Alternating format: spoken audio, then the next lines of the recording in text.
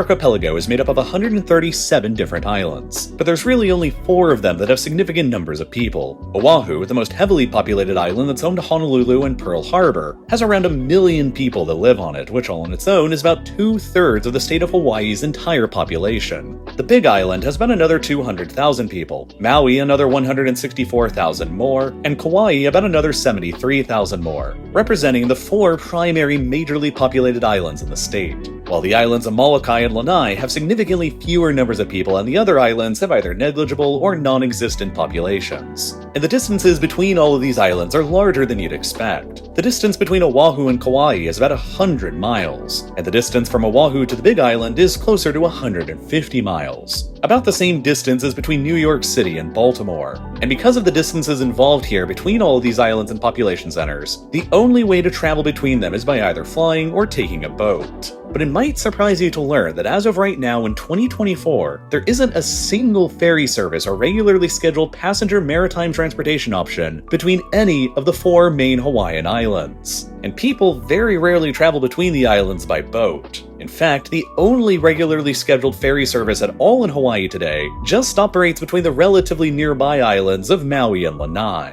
And that's it. Instead, if you ever want to travel between any other islands in the Hawaiian archipelago, your only realistic option is to fly between them. And so, virtually all travel between Hawaii's main islands is dominated by very short-haul flights run through carriers like Hawaiian Airlines.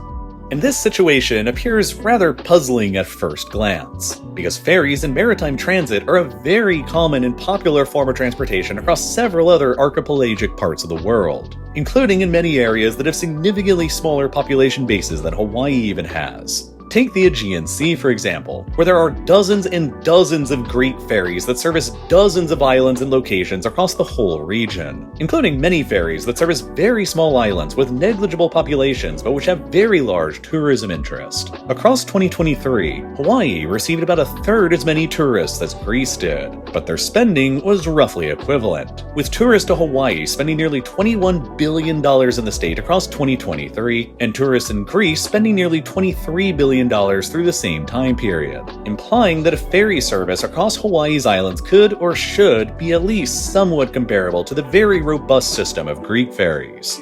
Closer back to home in North America, there are 3 notable examples of ferry services that seem to make the lack of ferry services in Hawaii seem all the more puzzling. The island of Newfoundland in Canada has a small population of only about 478,000 people, less than half the population of Oahu in Hawaii. And it's also located about 100 miles away from the Canadian mainland in Nova Scotia, a similar distance as between the islands of Oahu and Maui or Oahu and Kauai. And yet, there are 2 active ferry lines that run from the island to Nova Scotia. A shorter ferry from Port au Basque that takes about 7 hours to complete, and a longer ferry from Argentia that takes about 16 hours to complete. Lengths of time that would be comparable to ferries between the islands of Hawaii. Washington State also operates a system of ferries across their island communities throughout the Puget Sound. And perhaps most notably, Alaska operates a complex system of ferries across enormous distances that link several small communities together from Bellingham, Washington, all throughout the Alaskan Panhandle and the Aleutian Islands. A ferry system that is notable in the context of Hawaii because the distances involved are substantially longer, and Alaska's population base is only about half that of Hawaii's. So why does Hawaii essentially not have any ferry service at all compared to all of these other examples? And why is it that in order to travel between the Hawaiian Islands, you nearly always have to fly rather than take a boat? First of all, it's important to note that Hawaii has actually had large-scale ferry services between their major islands in the past, but they've all failed for a complex list of reasons that largely has to do with the nature of Hawaii's unique geography and population patterns. The most serious attempt at establishing a reliable ferry service connecting Hawaii's major islands together was called the Hawaii Super Ferry throughout the decade of the 2000s, and it was one hell of a fiasco. Planning for the Super Ferry began in 2001 by a private company that sought to offer up an alternative way from the airlines to travel between the Hawaiian Islands that would be quick, cheap, and most importantly, would enable people to easily transport their own personal vehicles and belongings between the islands as well. At the time, it seemed like a virtually untapped market, egged on by the Hawaii Super Ferry Company's statistic that in 2001, Hawaii's own residents, excluding tourists, took around 4 million flights between the islands throughout the year, implying that the parallel demand for a ferry was there that wasn't currently being serviced. By 2004, the company signed a contract with a shipyard in Alabama to build out the first 2 of their Hawaiian ferries for a total sum of $178 million, or $89 million apiece, which inflated to 2024 dollars was about $332 million for the 2 of them. A few years later, by 2007, the Hawaii Super Ferry was finally ready to begin launching its master plan that envisioned regularly scheduled ferry service between all 4 of Hawaii's majorly populated islands. But the company almost immediately began encountering significant difficulties. First up, there were numerous environmental concerns and risks brought up surrounding the ferry in court. Many of the ferry routes between the islands crisscrossed over well-established and mapped-out routes of humpback whale migration paths, which led to concerns that the huge sizes of the ferries could impact and kill whales and cause other environmental destruction for Hawaii's unique marine life ecosystem. And more pressingly, there was the concern that the ferries could spread invasive species throughout the rest of Hawaii as well. As a series of geographically isolated islands far removed from the rest of the world, Hawaii's ecosystem is uniquely delicate and fragile, and the state is by far the most serious about invasive species in the country. The Big Island has already seen several notable invasive species like fire ants, kokui frogs, and ilex plants establish a strong enough of a foothold there that eradicating them has effectively become impossible, leaving the Hawaiian state government with the unenviable goal of preventing their spread to the rest of the islands as much as possible, and containing them to the Big Island as much as they can.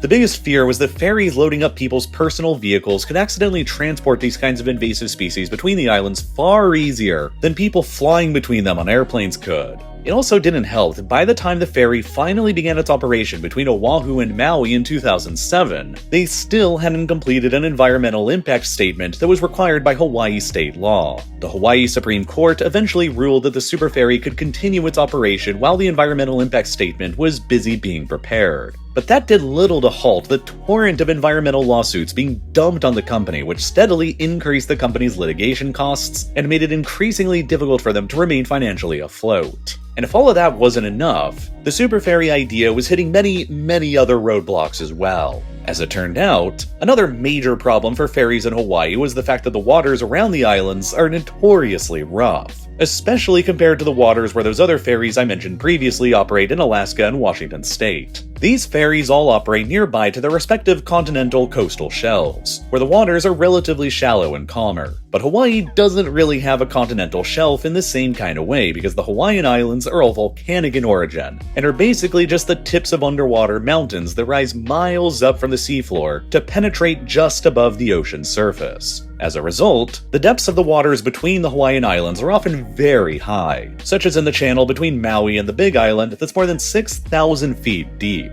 significantly deeper than the average depth seen in even the Mediterranean Sea. The name for this narrow and deep channel in the Hawaiian language is the Alanui Haha Channel, which roughly translates into English as the Great Billow Smashing Channel, which should give you some kind of an idea as to how rough the waters here can get as the currents surge through the deep chasm between Maui and the Big Island.